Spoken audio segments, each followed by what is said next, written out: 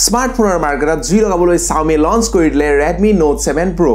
আজি আমি জানিম এটা দুটা নহয় এনেকুৱা 10টা পইণ্ট যি 10টা পইণ্টে Xiaomi Redmi Note 7 Pro number 1 smartphone বনাই দিলে আৰু লগতে আপুনি যদি পুৰণি এটা স্মাৰ্টফোন ব্যৱহাৰ কৰি আছে তেনেহলে আপুনি Redmi Note 7 Pro লৈকে সলনি কৰি লৈ যাবলৈ আপোনাৰ মন যাব যদি আপুনি এই ভিডিওটো চাই লয় 10টা এনেকুৱা পইণ্ট জনাম যি 10টা পইণ্ট চালে আপোনাৰ মন যাব Redmi Note 7 Pro লবলৈ আহকচোন তেনে দেৰি নকৰি ভিডিওটো আৰম্ভ কৰো মই চিত্ৰঞ্জন আপোনালোক সকলোকে পুনৰবাৰ স্বাগতম জনাইছো আমাৰ এই ডিজিটেল সহায় YouTube ফেমিলি লৈ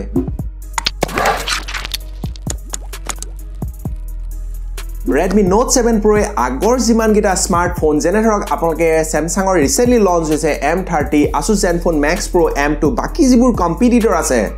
Redmi যিবোৰ কম্পিটিটৰ আছিল সকলোবোৰ স্মার্টফোনকে পিছ পেলাই দিলে হয়তো এই যিটো Redmi Note 7 Pro এই স্মার্টফোনটো হয়তো 6 মাহ 1 বছৰলৈকে চলি থাকিব যদি যিবোৰ কম্পিটিটৰ থাকে সেই কম্পিটিটৰ বিলাকে যদি এনেকুৱা ধৰণৰ স্পেসিফিকেশন থকা যদি স্মাৰ্টফোন তেওঁলোকে নানে তেনেহলে Redmi Note 7 Pro কম্পিট কৰিব পৰাটো ইমান সহজ কথা নহয় গতিকে আহকচোন আমি দেৰি নকৰি 10টা পইণ্ট একদম ফটাফট জানিলো প্ৰথম যিটো পইণ্ট হৈছে সেইটোৱে হৈছে ইয়াৰ দাম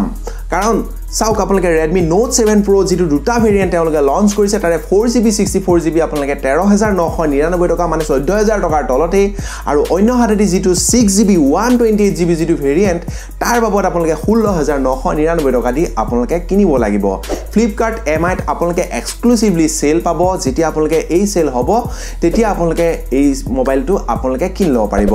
সেকেন্ড যিটো পইণ্ট সেইটো হৈছে হ'ব পাৰে এইটো এটা 14000 টকীয়া স্মাৰ্টফোন কিন্তু আপোনালোকে এই ফোনটো দামী ফোনতকে কোনো কাৰণতে কম নহয় কাৰণ ইয়াতে আপোনালোকে 6.3 ইঞ্চ আপোনালোকে ডিসপ্লে পাব আৰু লগে লগে আপোনালোকে এটা ওয়াটাৰ ড্ৰপ নটছ দেখিবলৈ পাব আৰু ইয়াৰ যিটো বিল্ড কোৱালিটি হৈছে সেইটো বহুত এটা ধুনীয়া কোৱালিটি আৰু লগতে আপোনালোকে ইয়াতে গ্লাছ বডি আপোনালোকে দেখিবলৈ পাব যাৰ ফলত নেকি ফোনটোৰ লুকস বহুত এটা ধুনীয়া স্মাৰ্টফোনৰ দৰে হৈ পৰিব থাৰ্ড যিটো পইণ্ট সেই পইণ্টটো হৈছে আপুনি যদি ভাবে যে Redmi Note 7 Pro লৈ আপুনি তামুল কাটি খাও তেনেহলে আপোনালোকে তামুল কাটি খাব পাৰিব তামুল কাটি খাব নোৱাৰে বাৰু কিন্তু মই এনে জাস্ট কৈছো আপোনালোকক কথাটো হল যে চাওক ইয়াত যিটো প্ৰটেকচন দিয়া হৈছে Gorilla Glass 5 ৰ প্ৰটেকচন দিয়া হৈছে ফ্ৰন্ট আৰু ৰিয়াৰ দুইটা সাইডতে দিয়া হৈছে তাৰ মানে আপুনি যদি ভাবে যে বা আপোনাৰ হাতৰ পৰা যদি কিবা কাৰণত যদি Redmi Note 7 Pro টো পৰি যায় নাইবা ইয়াত যিটো স্ক্ৰেচ কিছুমান আপোনালোকে দেখা পায় যিবোৰ নেকি প্লাষ্টিক বডি থাকে যিবোৰ স্মাৰ্টফোনত তাত আপোনালোকে সচৰাচৰ বহুত এনেকা স্ক্ৰেচ দেখা পায় কিন্তু আপোনালোকে Redmi Note 7 Pro তেনেকুৱা ধৰণে আপোনালোকৰ স্ক্ৰেচ নালাগিব নেক্সট পইণ্ট টু অৰ্থাৎ আটাইতকৈ ইম্পৰ্টেন্ট পইণ্টটো হৈছে পাৰফৰমেন্স আপোনালোকে চাওক 14000 টকাত আটাইকেইটা ফোন আপোনালোকে কম্পেয়াৰ কৰি চাব পাৰে আটাইকেইটা ফোনত আপোনালোকে হয়তো 636 প্ৰসেসৰ পাব নাইবা হয়তো 660 লৈকে আপোনালোকে প্ৰসেসৰ পাব কিন্তু এইটোৱে হৈছে প্ৰথমটো স্মাৰ্টফোন য'ত নেকি আপোনালোকে Snapdragon 675 SoC প্ৰসেসৰ পাব যাৰ ফলত নেকি আপুনি মাল্টিটাস্কিং কিছুমান কামো কৰিব পাৰিব আৰু লগতে আপুনি যদি এটা গেম এটা যদি খেলিম বুলি ভাবে তেনেহলে আপোনালোকে ধুনীয়াকৈ এই মোবাইল ফোনটোত আপোনালোকে গেমো খেলিব পাৰিব 5 নম্বৰ পইণ্টটো হৈছে এইটোৱে এটা এনেকুৱা স্মাৰ্টফোন য'ত নেকি আপোনালোকে 48 মেগাপিক্সেলৰ Sony IMX সেন্সৰ দেখিবলৈ পাব আৰু লগতে 5 মেগাপিক্সেলৰ এটা ডেপথ সেন্সৰ থাকিব যিটো ৰিয়াৰ সাইডত থাকিব যাৰ ফলত নেকি আপোনালোকে এটা বেলেগ এই ফটো উঠোৱা এক্সপেৰিয়েন্স পাব এই Redmi Note 7 Pro মোবাইল ফোনটোত 6 পইণ্টটোৱে হৈছে আপোনালোকে যিহেতুকে ৰিয়াৰ সাইডত আপোনালোকে এটা Sony IMX or 48 মেগাপিক্সেলৰ হাই এটা মেগাপিক্সেল ক্যামেৰা পালে ঠিক তেনেকৈ আপোনালোকে ফ্ৰন্ট সাইডত যদি আপোনালোকে সেলফি লম বুলি ভাবে তেনেহলে আপোনালোকে 13 মেগাপিক্সেলৰ এটা ক্যামেৰা দেখিবলৈ পাব যাৰ ফলত নেকি আপুনি যদি ভাবে যে আপুনি 4K ৰেকৰ্ডিং কৰিম আপোনালোকে ৰিয়াৰ সাইডত কৰিব পাৰিব 4K ৰেকৰ্ডিং যিটো নেকি আপোনালোকে 30 ফ্ৰেম পাৰ সেকেন্ড আপোনালোকে ৰেকৰ্ডিং কৰিব পাৰিব যাৰ ফলত নেকি এটা ধুনীয়া আপুনি যদি ভিডিও ৰেকৰ্ড কৰিম বুলি ভাবে এই মোবাইল ফোনটোৰ যোগেদিও তেনেহলে আপোনালোকে ধুনীয়াকৈ কৰিব পাৰিব 7 পইণ্টটোৱে হৈছে যে সাউক ইমেজ ষ্টেবিলাইজেশন আপোনালোকে যদি নৰমাল এটা ইমেজ ষ্টেবিলাইজেশন নথকা এটা যদি স্মাৰ্টফোন ব্যৱহাৰ কৰি যদি আপোনালোকে যদি এটা ভিডিও ৰেকৰ্ড কৰে তেনেহলে আপোনাৰ ভূমিকম্প অহাৰ দৰে হৈ যাব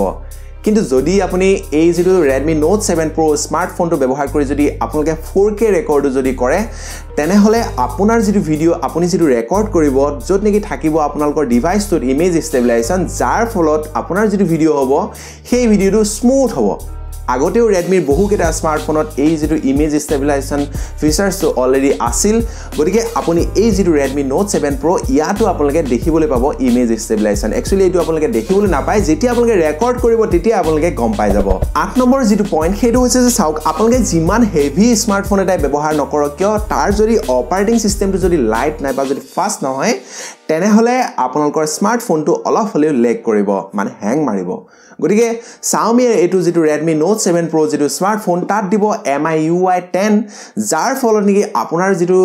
ইউজাৰ যেটো এক্সপেৰিয়েন্স হ'ব মানে আপোনালোকে ব্যৱহাৰ কৰিব পাৰিব বহুত এটা লাইটনিং ফাষ্ট আপোনালোকে পাব এটো Xiaomi ফালৰ পৰা তেওঁলোকে কৈছে হয়তো